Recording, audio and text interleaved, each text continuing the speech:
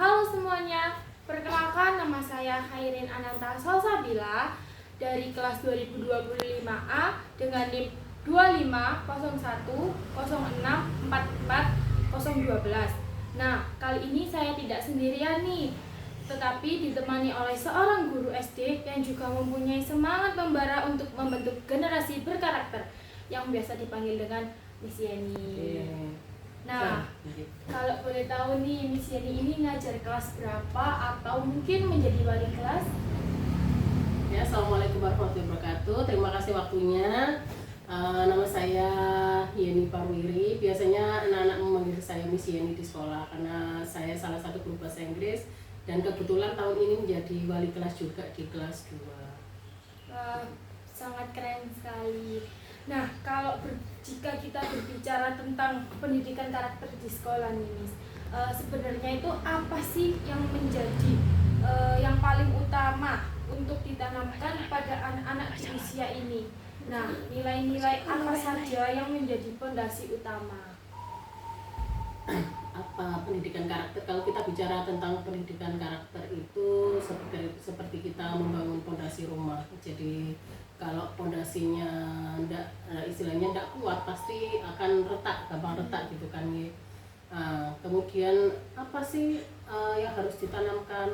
Nilai yang pertama kali adalah ya nilai kuat untuk agar anak-anak itu berkarakter kuat dan tetap lemah lembut.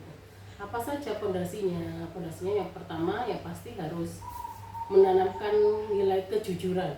Yang pertama itu pasti nilai kejujuran. Yang kedua itu tanggung jawab, rasa tanggung jawab pada diri sendiri, pada apa yang diberikan kepada orang tua atau mungkin sekolahan dari gurunya.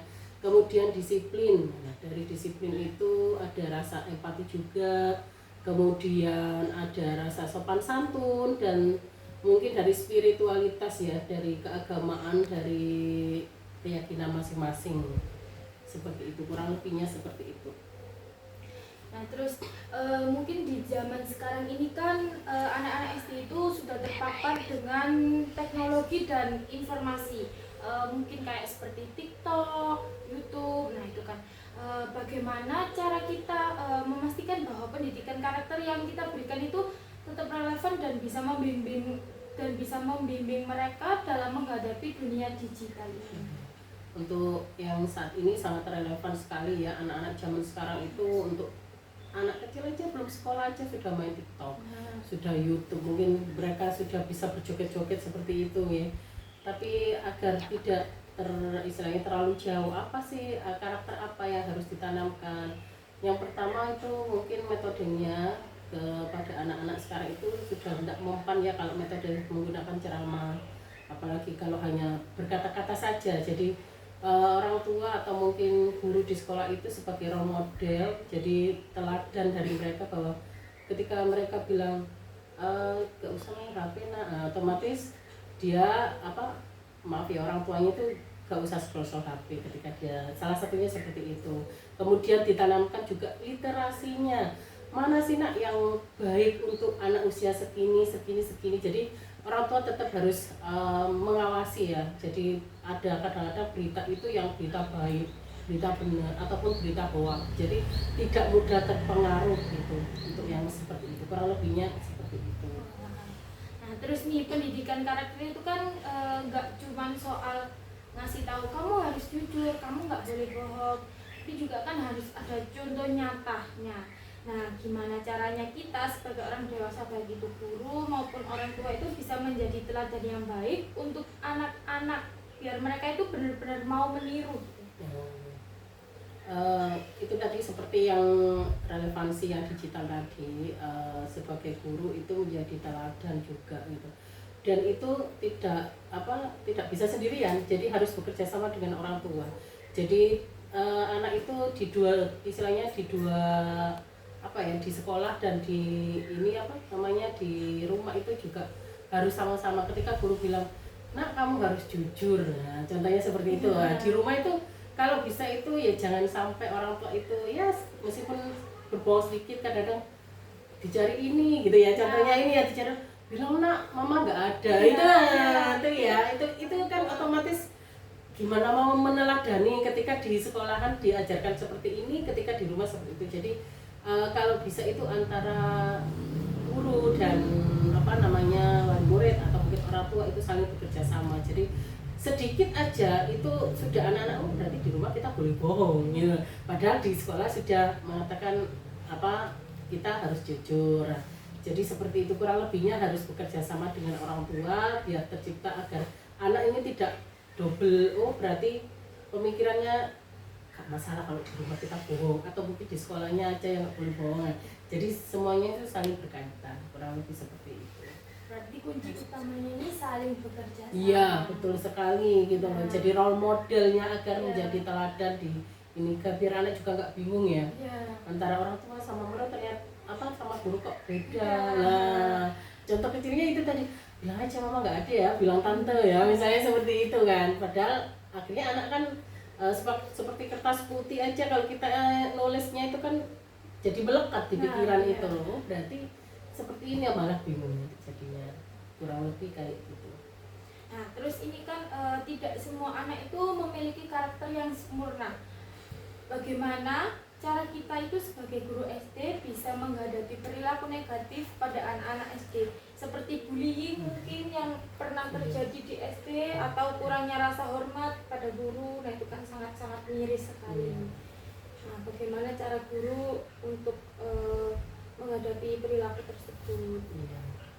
Banyak ya sekarang itu mungkin kendalanya itu antara mereka itu tidak tahu. Nah, jadi kalau sebagai guru itu nggak bisa harus istilahnya menghukum secara habis-habisan, itu nggak bisa. Jadi kita harus mengetahui kenapa mereka melakukan itu gitu loh. Apakah karena mereka melihat dari orang-orang sebelumnya? Jadi kita harus tahu. Nah, kalau sudah tahu baru kita cari solusinya atau bagaimana.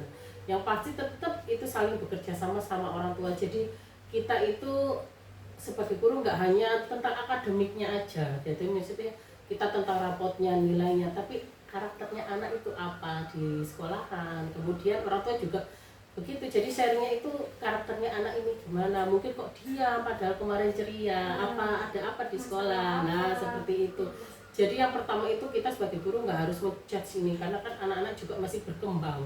Jadi antara mereka itu bersikap tidak sopan itu, apakah mereka itu bersikap seperti itu karena orang tua atau karena mereka tidak tahu bahwa itu tidak sopan gitu loh. Jadi mungkin kalau sudah tahu, nanti kita solusinya itu ya mungkin ke BP kalau mungkin di sekolah ini ya. Kalau misalnya bisa ditanyakan atau ya bisa dikerjasama dengan orang tua gitu. Karena bullying itu kadang-kadang anak kecil aja kelas 1, kelas 2 gitu ya, nggak tahu loh kalau itu bullying, padahal itu sudah termasuk bullying ya. Kadang-kadang kan seperti itu. Jadi antara mereka melihat oleh role model sebelumnya atau karena memang mereka tidak tahu. Nah itulah. Jadi solusinya ya seperti itu, kita harus mengevaluasi dulu anak ini kenapa kok tidak sopan, anak ini kenapa kok membullying. Nah setelah itu baru kita cari solusinya. Baik, sebagai penutup nih, apa harapan Miss Yeni untuk pendidikan karakter di sekolah dasar untuk kedepannya? Tentu saja harapannya